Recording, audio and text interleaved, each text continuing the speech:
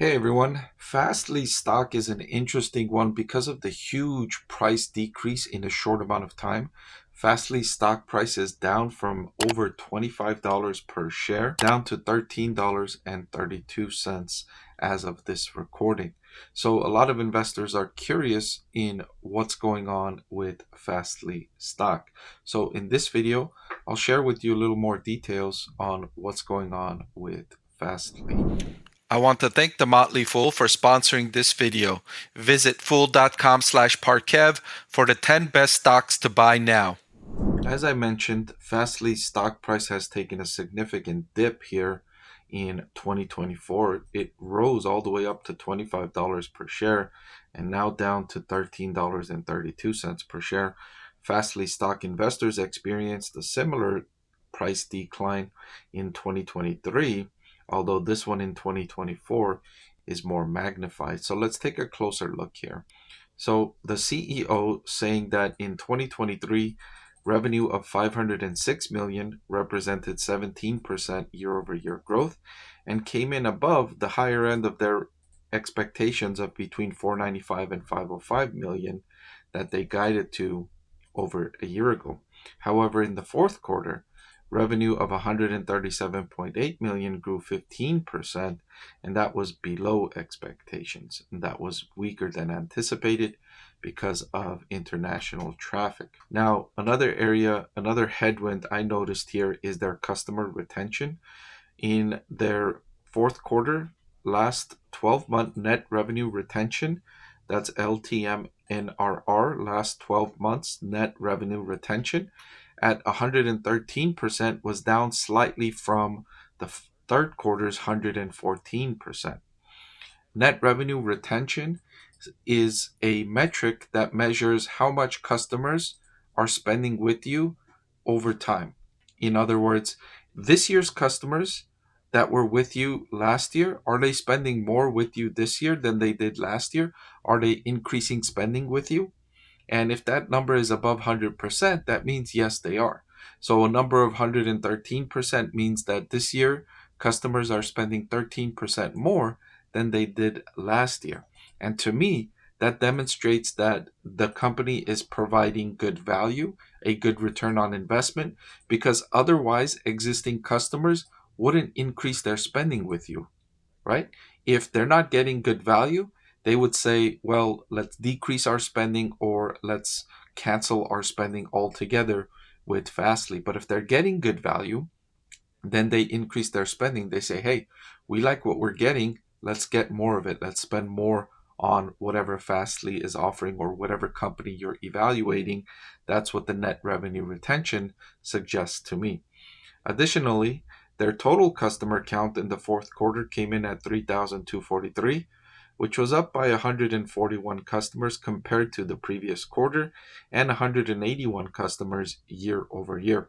And what you notice there is out of the 181 customers that they added in the last year, 141 were added in the most recent quarter. So the bulk of that customer growth came in at the most recent quarter. And we're going to see in a little bit, it's because of some of the changes that Fastly implemented in the way they go after customers, their customer acquisition policy. Here they talk about that a little bit more. Their new packaging, channel program, and a new demand generation focus are driving that change in the velocity of customer acquisition at Fastly. And we saw that, right, with the customer growth primarily being in the fourth quarter. In the most recent quarter, you saw an increase in customer acquisition, and this new strategy is working according to the data that we've seen from Fastly, an increase in customer count in the latest quarter. So their sales team has been energized by this recent success with some large customer wins. Of the 31 new enterprise customers this quarter, 19 of them were net new to Fastly. So of course, your sales team gets excited when you implement a strategy that seems to be working. You get excited. You say, man, this is strong.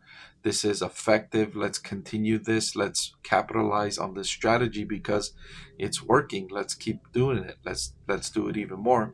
As opposed to if you try out a strategy, you try something new and you bring it out, you implement it, and it's not working very well. it gets you downbeat and you want to change that strategy quickly because you realize relatively quickly that it's not working, it's not effective, you need to change course. Operating loss of 37 million in 2023 was less than half of the 76 million operating loss in 2022 and better than the original 53 million to 47 million that they forecasted a year ago. So their midpoint was for a loss of 50 million, but they actually only lost 37 million. So they lost less money than they told investors they were expecting to lose, and they generated more revenue in 2023 than they told investors they were expecting. So the year turned out better than management was expecting. And in the fourth quarter specifically, the operating loss was 2.3 million, which was better than the midpoint of what they expected, which was 8 million. They thought they were going to lose 8 million in the fourth quarter. They actually only lost 2.3 million in operating loss. For the bottom line, net income was actually positive in the fourth quarter for the first time since the second quarter of 2020. So far, what I'm seeing here is not a company that should have had a stock price decline by as much as they had. Given their performance metrics that we've covered in this video, things seem to be going in the right direction for Fastly. So their new packaging gained momentum, their new packaging motion, I should say, gained momentum in 2023 and sets them up well for customer acquisition in 2024. More customers purchased packages from Fastly in the fourth quarter than the first 9 months of 2023 combined. And we saw that, right? 140 of the 180 customer additions happened in the latest quarter.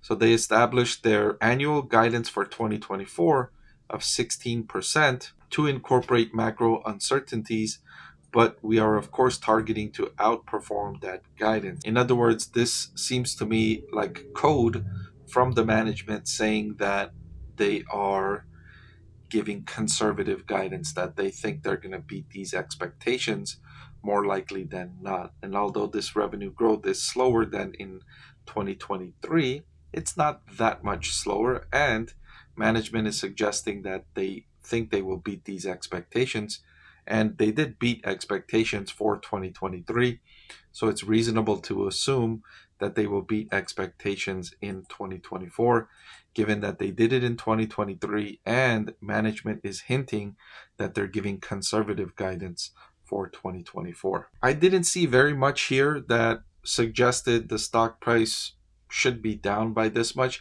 other than some concerns about international demand, international markets slowing, and maybe the guidance being less than what the market was expecting.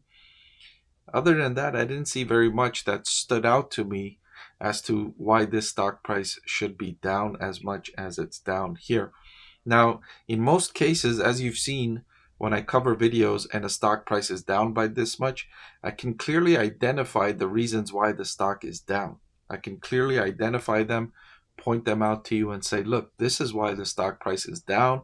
And I could tell you whether or not I think it's overdone or if the price decrease is justified. With Fastly, I saw a few things, like I mentioned, the net revenue retention decreasing and the weaker demand from international markets.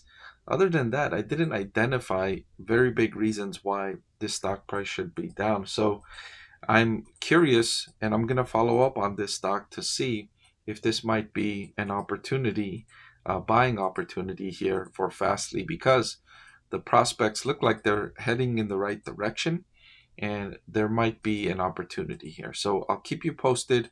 I'll keep digging here with Fastly stock. Before I let you go, let me tell you about the greatest deal on YouTube. With just a click of a button, you can get free financial analysis from a professor with decades of investing experience. So what are you waiting for? Hit that subscribe button and I'll see you again soon.